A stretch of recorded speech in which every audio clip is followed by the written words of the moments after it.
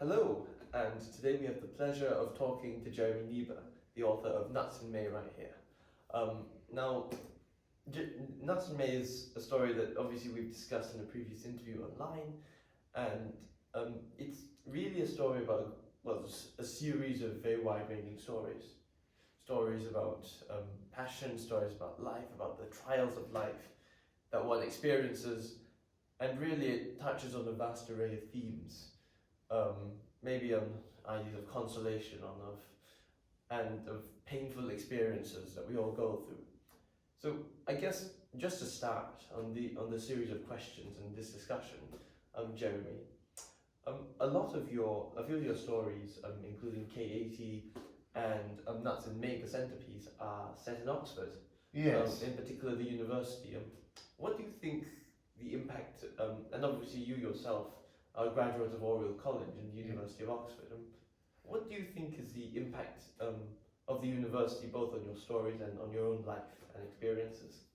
Well, I think the first thing to say is, of course, I just missed national service, unlike you. And so I was one of the very first who went to Oxford from school who hadn't had to do national service. And that had an impact. One certainly went to Oxford much less mature than others who I met there in the earlier year to me, who had done national service for 18 months, 2 years. And so that was actually a bit of a downside for me. I didn't think so at the time, I loved it. I mean, how could you not, living in a college in Oriel Square, and Oxford as it then was in the 50s. It wasn't swarming with tourists. It was a wonderful place and beautiful buildings, and I was very struck with it. But I think it was too early for me, quite honestly. I was enthusiastic and loved life, and also had all sorts of gifts and talents, as like young men often do. But I was immature, and I was scarcely out of the egg, really. So did you get the feeling that you were an immature young boy, or slightly too, you were wearing boots that you were too big for? No, not that, because I've never suffered from a sense of modesty. When I was depressed, of course, it was very different. No, I didn't think that, because I'd had a very privileged start in life, Harrow and so on and all that, which was immensely rewarding and helpful to me in life. Not because of the privileges it gave you, but the confidence it gave you. No, it wasn't that. It was just that I hadn't assimilated great emotional changes and strain. Everything had been a golden path, really. I'm not saying my home life was very easy.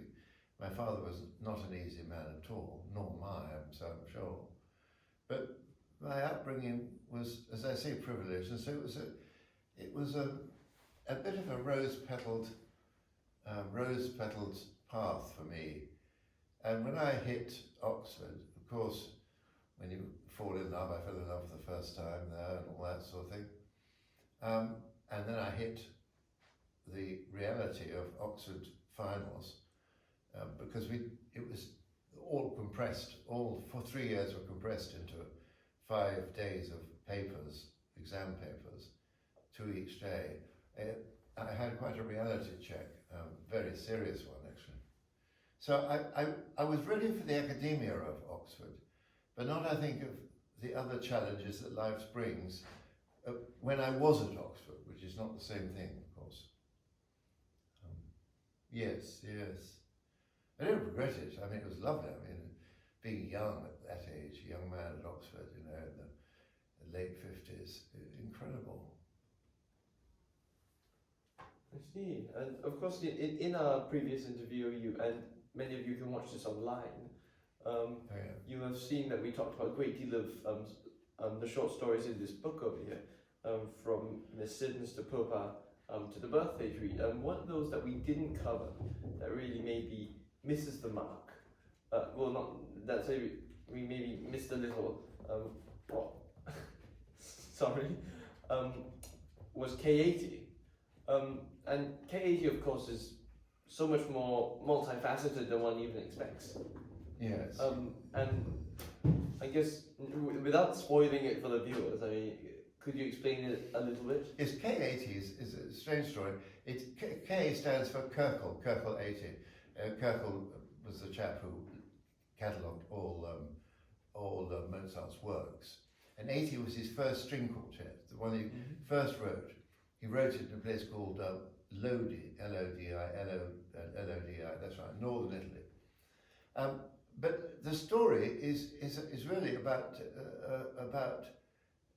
the immense amount of suffering that people went through from 1938, really, right through to 1960s, 70s, in that immense change that took place through the intermission, through war.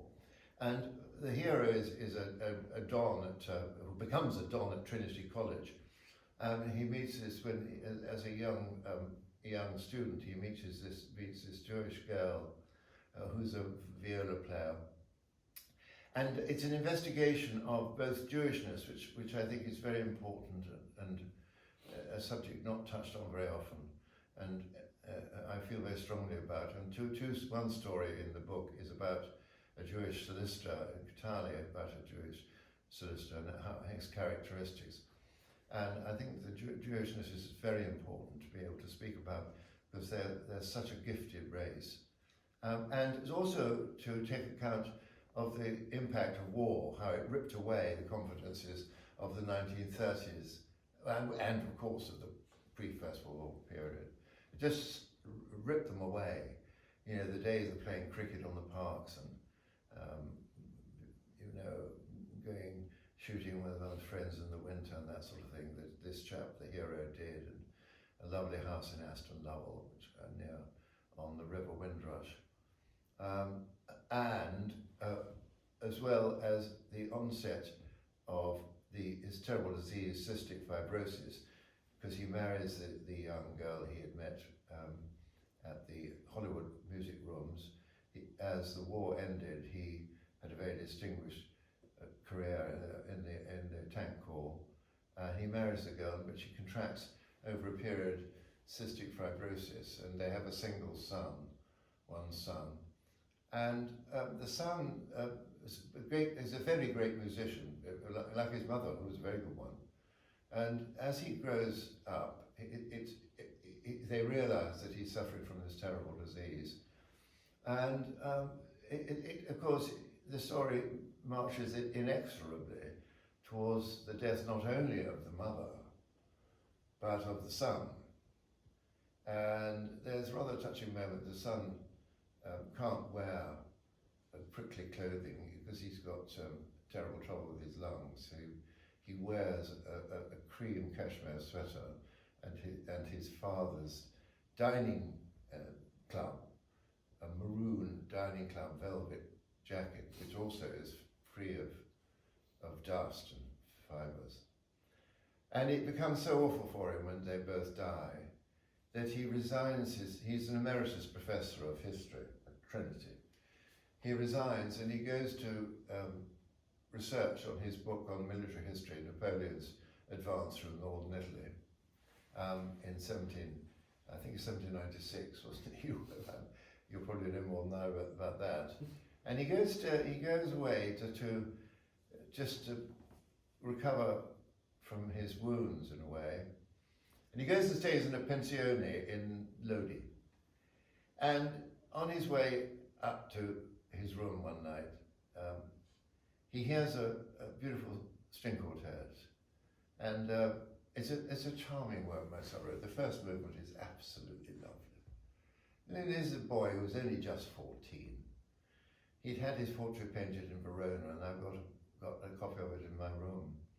And you can see this miraculous creature of heaven in this lovely music, and it quite takes him over.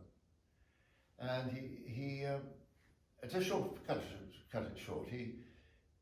He's not sure whether this really happened, but he goes into the room where the music is coming from, and he sees his son sitting there in a maroon braided coat and a white chemise-like thing. And he's addressed in German and Italian, and both who asks him, he asks, well, is that you, Father, in Italian and German? And of course, it's Mozart. But it's not, it's his son. He's sure it's his son, absolutely sure.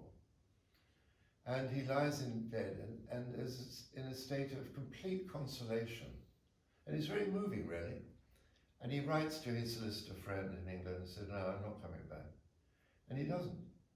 And it's an absolute consolation.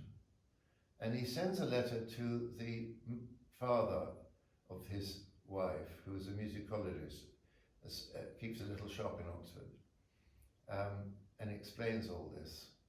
And the book ends with a lovely picture of Mozart, painted just when he was just 14 in Verona.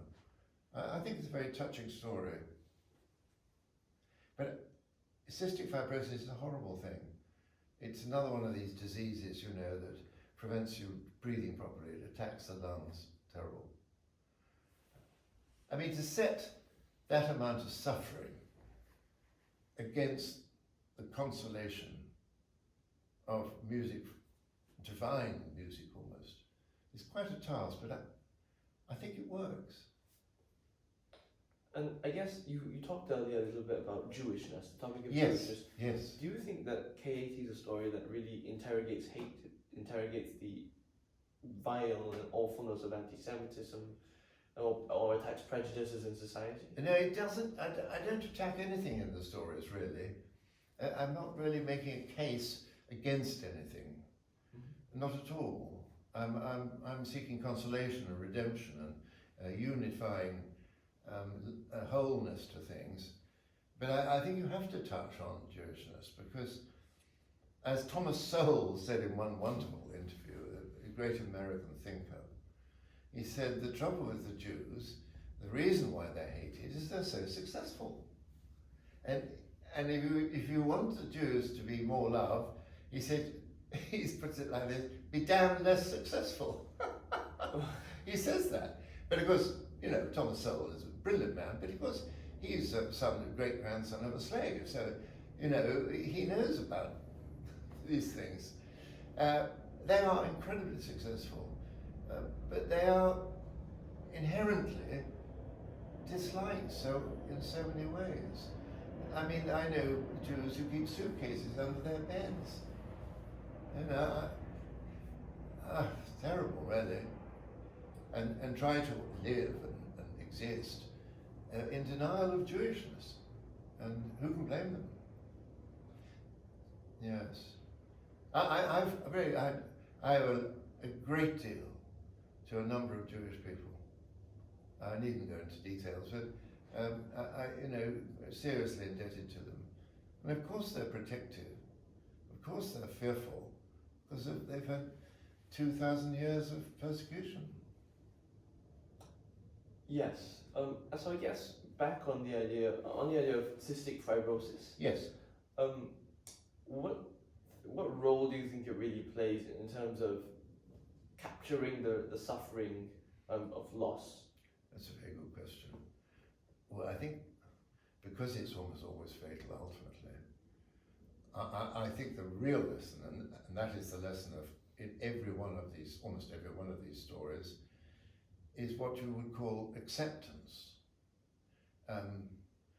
I don't mean submitting to the will of fate and that nothing could be done and so, you know, we just got to put up with it. It's not resignation, on the contrary. It's an opening of the heart, not a closing of the heart. And it's the converse of facing up to a bully. You know the story of the giant, you know, the closer you get to the giant, you know, the smaller he gets, he becomes. Until you get right up there, and God, he's not there at all. And it's the same with bullies. You face them down, eventually you'll prevail. And it's the same with fear.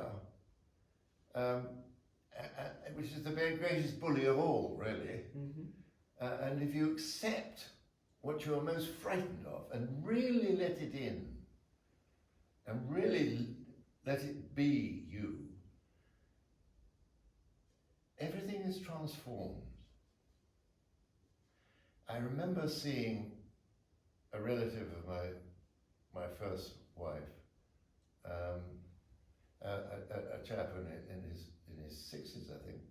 He was in Nottingham, their house in Nottingham, and he had last stage cancer. And he was within a few days, weeks of death. I'd never seen a more serene human being. And so I think that's what I'm trying to convey. That suffering is not to be held back, it's to be admitted. And it's that way it can transform things. And I was trying to say this in every one of the stories. Not deliberately, it's because it's something I really do feel strongly about. You know, we all suffer. Yeah. So would you say you wrote this as a means of almost escaping, not really escaping, but really trying to find some sort of way to square that circle of obviously very painful experiences? Is it a way of not solving it or eliminating or forgetting it, but more finding a way to seek? It's really, I wrote it with a slight sense of humour, and also with great gratitude to one particular person, Paul Thompson, who helped me at Oxford, so when I had this terrible depression. No, I wrote it because I'm very full of hope. I wanted to, particularly my sons, I've got 6 sons, I've had a very varied life. I wanted my sons to read about the actual reality of welcoming. Okay, suffering knocks you for the first day or two, or whatever it is. You know, I had 2 divorces. You know, I used to get these affidavits and, oh God, the latest sort of thing you had to react to. Oh.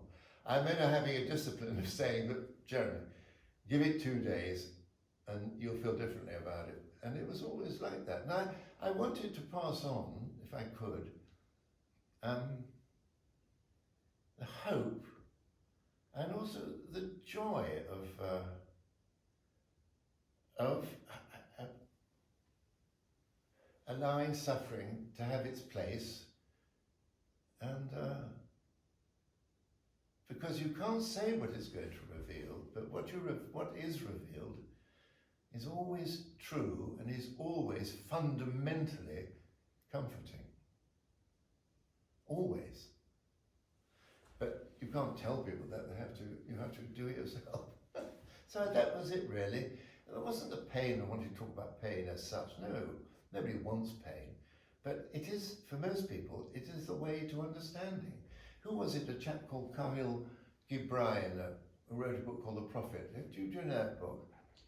He wrote a book, I think it was in the Sufi philosophy, and he said one thing is certain, is that pain is the breaking of the shell of our understanding. It could be sentimentalized, but I think that's pretty good. Yeah. I've got to agree there. I mean, there's obviously a lot to take in with K80 and a great deal of your other stories. I guess there's a lot of authentic human experience. Yes. That you can really tell from the depth of understanding that a lot of your characters have, and maybe the depth of understanding, may I say, that you have of what your character's going through, whether it's realistic or not.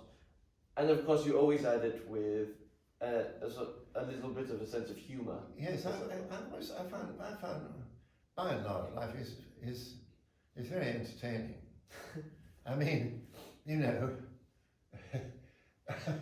we're giving an interview and like the dog just coming up, and the puppy turns up with a sock in his mouth. I mean, that is wonderful, isn't it? I mean, you know. Sorry for the disruption. That is just wonderful. I mean, we didn't plan that, I can tell you. But it's one of the joys, you know.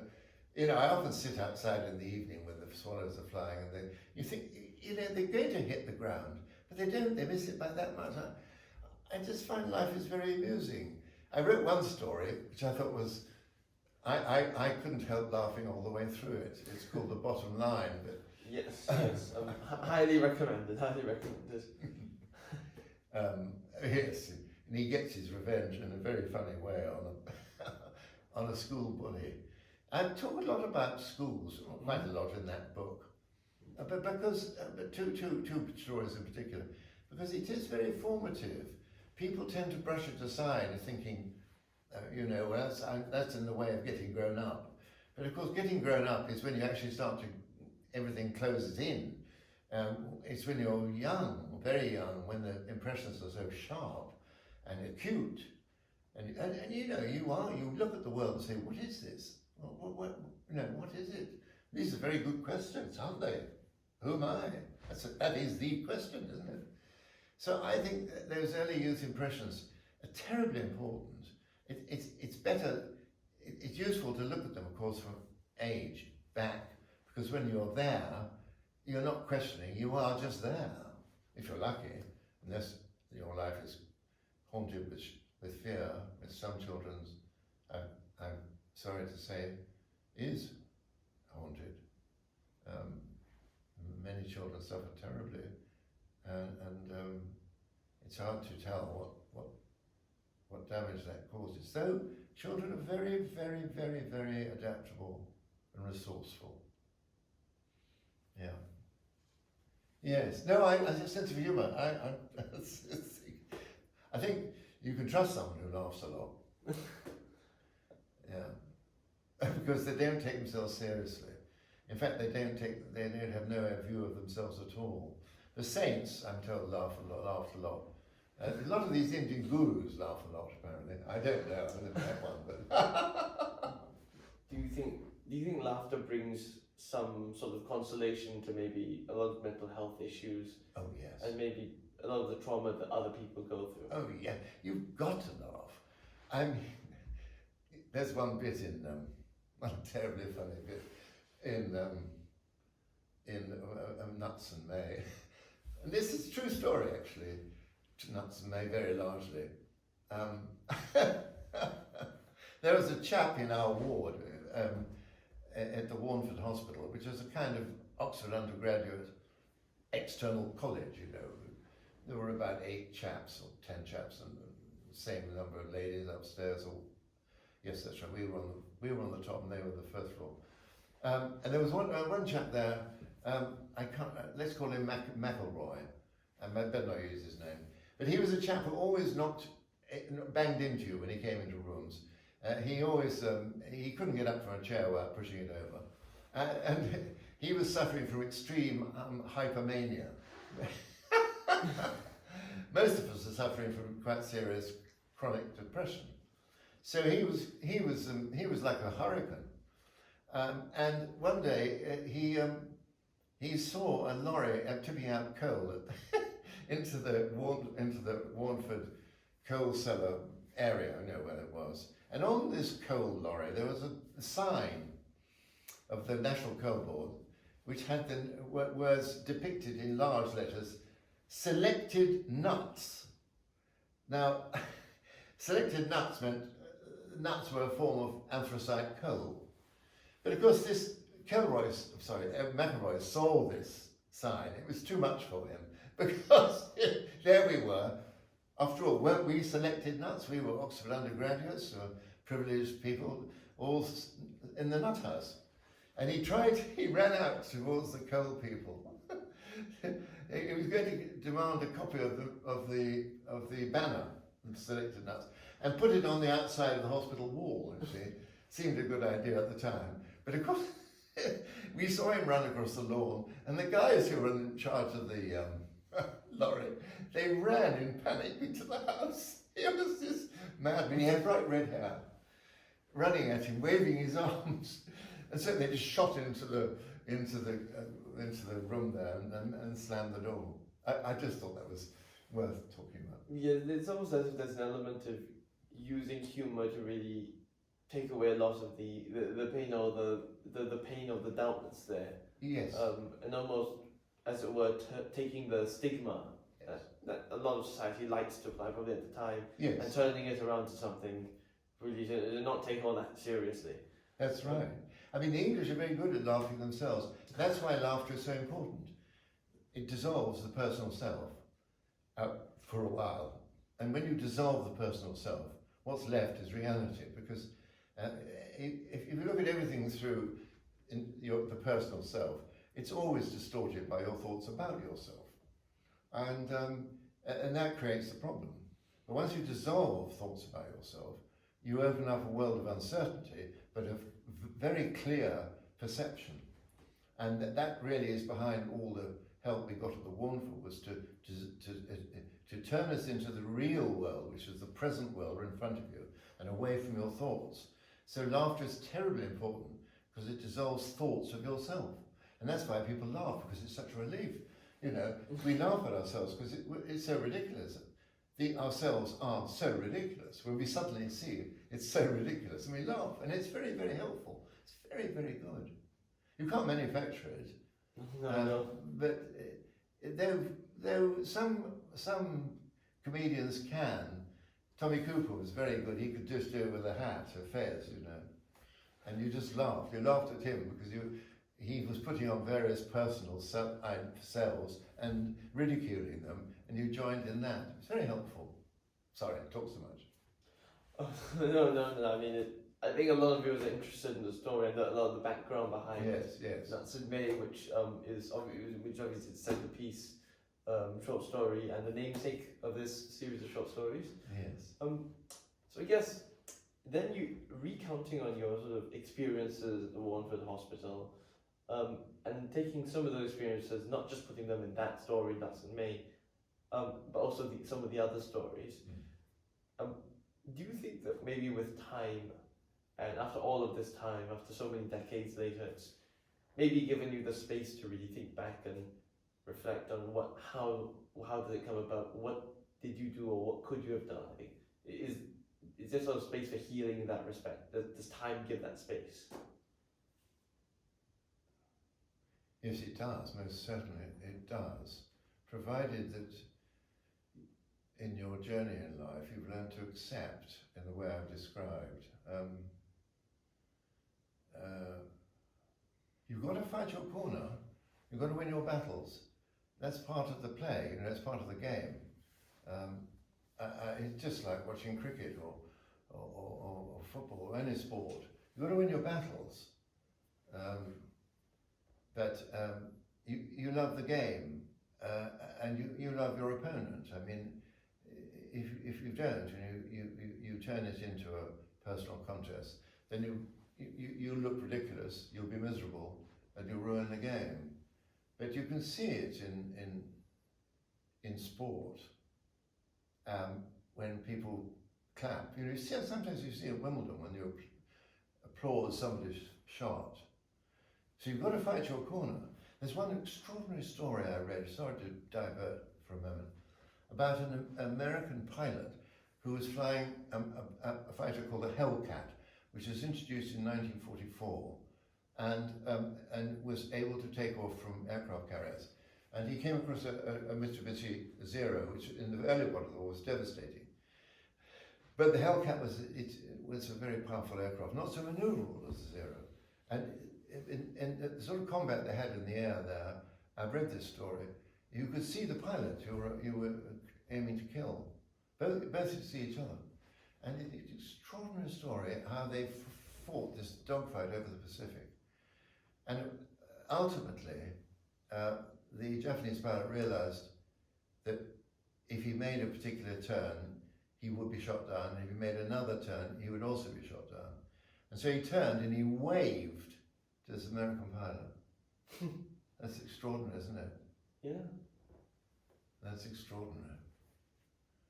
That's taking it, that is extraordinary.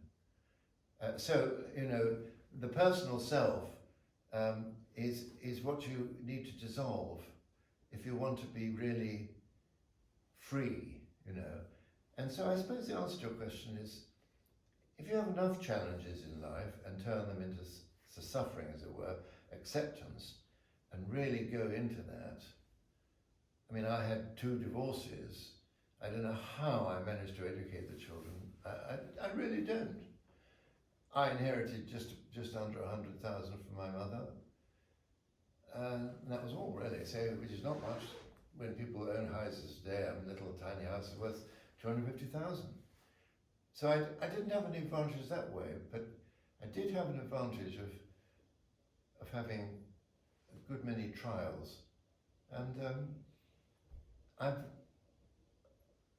they're very necessary. You know, they temper you, but they also soften you. It's strange, that, isn't it? Yes, and I guess to a lot of people that may not have as many trials, may not have as many goals, as it were, at life and Yes. at experiences. I mean, what do you think your experience can show to a lot of other, say, younger people who are just starting out in life, who are just going out into the world and maybe, like you at university, have that ounce of self-doubt and have that ounce of self-questioning? Yes. What do you think your advice would be? Well, it is very hard because for young people, because they feel they need to assume a personality of some kind in order to make their way through the world, and I can understand that, but it leads to the delusion that by personal ambition and personal drive, that somehow you'll gain the things that are value, and I regret to say that has never been true and never will be true, because you just end up with another set of possessions which you regard as yourself, whereas you are not somebody, not something, not anything that can be described. So it is hard. I would say the greatest lesson, if you can do it, is to ask the stupid question. Never be frightened of appearing a fool, but do avoid being a fool. And the greatest fool is a person who deludes himself. So I think you've got to grow up slowly in life, I think, in one sense. And I have. It's taken me 81 years. I haven't stopped yet.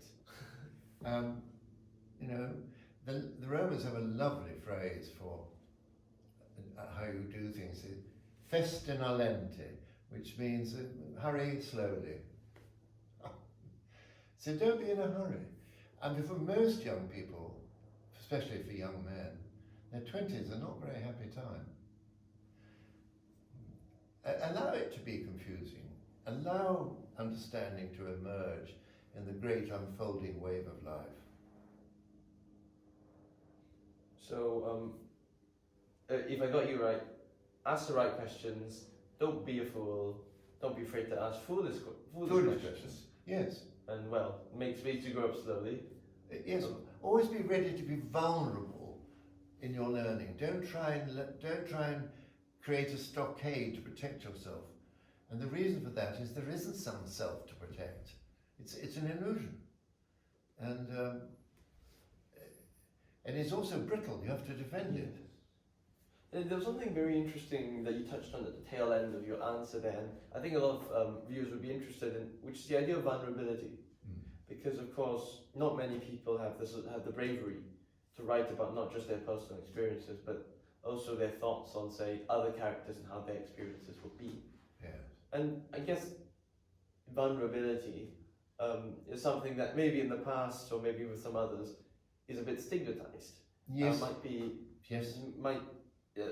There might be people who are not so keen to be vulnerable, be seen as vulnerable. Yes.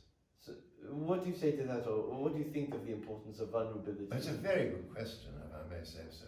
It's widely talked about, and it's bandied about by all the moral exhibitionists who talk gaily about vulnerable people. You know, what they mean is people who are a victim of some grievance or another. I don't mean that kind of vulnerability. I mean the vulnerability of the innocent. I mean the vulnerability of a child asking innocent questions, which we think is rather sweet, or this or that. But these are questions that come like arrows, free of any personality. I'm talking about the vulnerability of the innocent, the vulnerability of someone like Einstein. You know, He was a patent clerk. He was a patent clerk when he discovered or divined, had the inspiration of relativity, and he was ridiculed and regarded as absurd, and he didn't defend himself with loud statements or anything like that. He just said, he just allowed himself to be attacked. He didn't mind at all. He wasn't defending himself, and this is quite rare. The willingness to be true to oneself means the willingness to abandon pictures of yourself. So as you just are there, and if others make fun of you, so what? Teasing is a very good thing, It's nice to be teased. You know you're loved then. Funny that, isn't it? Yeah. When people poke fun at your little self, you feel loved because you know. They know you exist. Yes, yeah, exactly.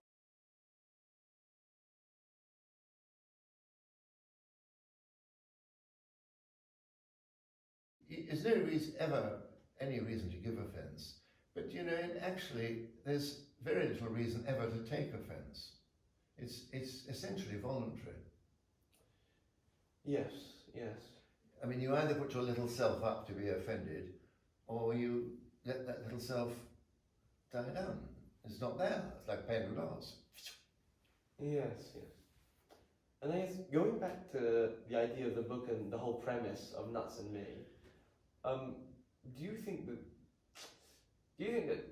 say open-mindedness, a more open-minded society, what if you had grown up in a much more open-minded society, one that was more receptive to maybe hearing you out earlier on, hearing your doubts early on, do you think a lot of this would have happened if there were people around you who were willing to hear your doubts to say? Well, I did as I grew older, and particularly now, I do realise how to what enormous extent people live within a stockade they've created for themselves.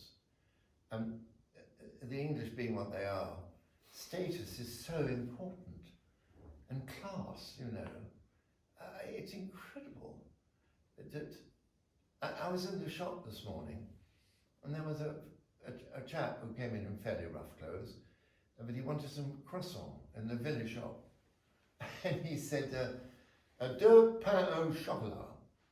And I thought that was nice, and then immediately he said, "They are good as any old toff." Amazing that you should have to apologise for being able to speak French. Yes. And immediately see yourself in a class because you do it.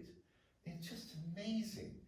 Everything, the way you speak, the tie you wear, the shoes, everything is all seen in class terms in England. So if you have, for instance, a beautiful object, then immediately it's seen as an elitist thing, which is another form of, oh, he thinks he's better than me, which is it's a disease that infects our society. It's at the root of the whole absurd notion of equality of outcome. So, do you think, say, in the case of the idea of a future you or someone else having a support system, someone who's going through a lot of mental health troubles, and of course, your specific situation was that I believe you said you didn't believe you were almost worthy of being a scholar at Oxford. Yeah. Do you think maybe if a lot of those barriers, a lot of those, as you call it, those stockades were eliminated and slowly brought down, and we have a much more accepting society, do you think someone who's in a similar situation to you in the future would face the same issues, or do you think this is almost inevitable sometimes, that it continues and continues until they reach the point where you really do have to get treatment? Yes, in my case, depression was not because I felt I was an imposter, not at all. When I got depressed, depression is a terrible thing because it removes your personality completely. So you have no bearing the simplest response to stimulus without terror. I mean, it has to be said. I mean, even picking up the toothbrush and looking in the mirror and doing your teeth is an act that inspires terror, and let alone somehow finding your way to the station in the underground and then passing the desk where the receptionist is there. You have to pass her, and you can scarcely breathe. You have to just go upstairs. So depression is not. It's very, very, very demanding indeed, and because it dissolves all your personality constructs, it does open up open playing field, but it's not one you can play in whilst you've got it. The way out of it is duty, being taught very simple things. Fundamentally, do simple things very well, and that means literally what's in front of you. What's in front of you? That, not that. No. And the senses tell you what to do. And if a thing needs to be done, do it. And that's the way through. And when I mean duty, that's that which falls on us that takes us out of ourselves. So maybe, do you think with duty the reason why you found it such a good, I wouldn't say mechanism for healing, but such a good means of carrying on? Yes. Do you think the reason why you found Yes. duty is a good means of carrying on Yes. is because it took a lot of the pressure or the Yes. weight and made it such that it was something that you have to do for others? Yes. That's your role in this Yes. society, that's your role in the firm, that's your role. I don't think I was amongst doing it for others. Oh. No, but I think it's a fair question.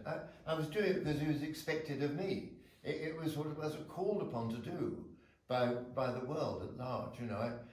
I remember once, just before finals, I was pretty bad at Oxford. I remember it very, very well. There was a chap, an American student, and he was in a very bad way. He was taking stuff called Nieboer, which I think is still around, but he was taking it in large quantities. He was in another ward, a more secure ward. And it was the night before finals, and I remember this chap. He'd been in our ward, but he got worse and worse and worse. So I went to see him. Said and how he was, and talked to him. He was actually enough. He was a Jewish chap. And I sat with him, talked to him, and I held his hand and said, when you get there, all it is a pen in your hand and a piece of paper and a desk. There's nobody going to eat you. And I sat with him for a while. And a little while later, after finals were over, and I was recovering the Ward 5, Miss Davison, who was our incredible psychologist who helped us, all of us, said, oh, by the way, she said, what you did for whatever his name was, Hiram or whatever, he was American, transformed him completely. Now, I don't know what it was that said, do that. And I know I could have not done it, but it taught me something, that when you get a call to do something that you feel you should do it. And it changes everything. And duty holds you together when feelings would destroy you. Yes. I guess it's almost like saying when you feel that there's so much in your hands, there could be the sense of liberation, there could be the sense of independence, but there's also this other sense of, am I up to the responsibility, am I of the ability? And, yes, that's quite right. It's all in my hands, I could very easily drop it. Yes, that's also possibly true. But you see, the thing is about depression, and this is what it all comes down to. If you learn, and some people don't, because it is awful suffering, if you learn what you're taught by those who are able to help you, you learn to mistrust your thoughts of yourself, completely mistrust them, and you mistrust your feelings, and that's a great lesson. That is a great lesson, And people spend so much of their life reacting to situations. We all have difficult situations, we all meet them. The thing that makes them really difficult is our feelings about them. You know? I mean, I used to hate the rain in the winter and Scots pines. I couldn't bear Scots pines. You know? But there are other things that where somebody's being extremely irritating in the cinema or something. There's the situation, and then there's your feelings about it. And it's your feelings that cause the suffering. It's a bit like that song, I've Got a Little List. Yeah. In the Canada, where, you know, a list of endless grievances. Yes. From the minor to the major. Yes, exactly. So there's sometimes you have to take action to deal with things, but you'll know when that is. By and large, you're always making the situation worse when you think about yourself. Yes. And sometimes it does help to kind of just air them out internally, and yes, at the end of the day, a pet peeve is a pet peeve, and it's... Yes. I mean, if you take Mrs. Siddons, yes, she leaves behind her Edwardian background, her relationship to the great actress Mrs. Siddons and all that sort of meant, you know, that kind of thing. She leaves behind former welfare, privileged life completely. She teaches a little kindergarten in the Kericho Hills in Kenya. And she leaves behind a sister, a twin sister who dies. And eventually, she leaves behind everything that's gone before and returns with Millie, the African lady who'd helped them in the kindergarten, utterly fulfilled and content. And it's a kind of relinquishing, opening up a vista which is, for her, just love and joy, you know. it's almost finding fulfillment. Yes. Even for someone like Siddons, who has everything, who has a great deal of what others might desire, but she's willing to leave it behind. Well, she has it taken away from her. Yes. Yeah, because she impoverishes herself, and you know she has nothing. But of course, you don't. The wonderful thing is that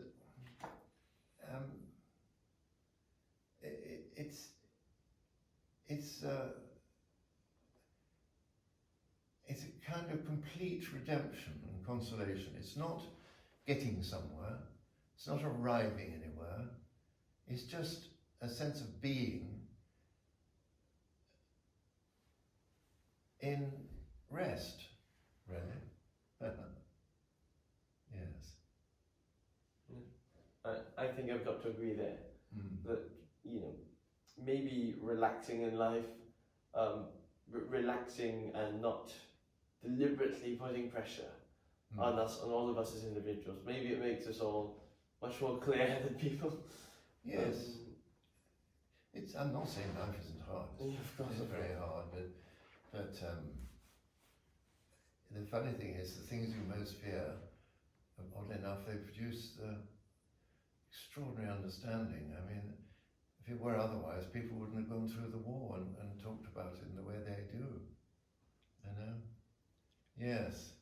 But, you know, it's not all doom and gloom. There's one story there about the cricket match right at the end. Yes, 40 years on. Yes.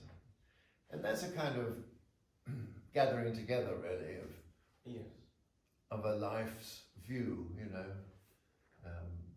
40 Years On was a song at my school. And it talks about that lovely thing, it's a lovely line, it talks about, oh, the great days in the distance enchanted. And it is about the distance enchanted. And even the rough and difficult times, it's a wonderful play. Incredible, really. Tapestry. Shakespeare was absolutely right when he describes this. He was a very wise chap, very wise indeed, Shakespeare. He lived an extraordinary time of great perception amongst many people in Florence and in England, who had a almost mystical view of life. A very surprising and wonderful time. But he says, you know, all the world is a stage. It clearly is. You know, who is the actor on the stage? Is it Hamlet? Is it James O'Dowell, the actor? Which is it? And when the play is over, who's gone where? You know, is that, you know, is there any point? And I think one of the stories is, of course, called What's the Point? Is that there's no point in the sense that there is a purpose. The point is the point of existence, where the contact with reality in the now. You know, that's the point. And there's a point. I don't know if it totally answers the question in the book. In No, the story. you can't answer it. Yes. Oh, here's the dog again. Yes. Go on now. No, you don't. You go downstairs. Go on. Go on. There. Go on. Go on. Yes. Well, really, nature's wonders. Well, thank you very much for speaking to us. And sorry for the interruption. Yes. But thank you very much, Jeremy, for speaking to us. Most grateful. Nuts and Me by Jeremy Nieboer. Thank you very much. Thank you.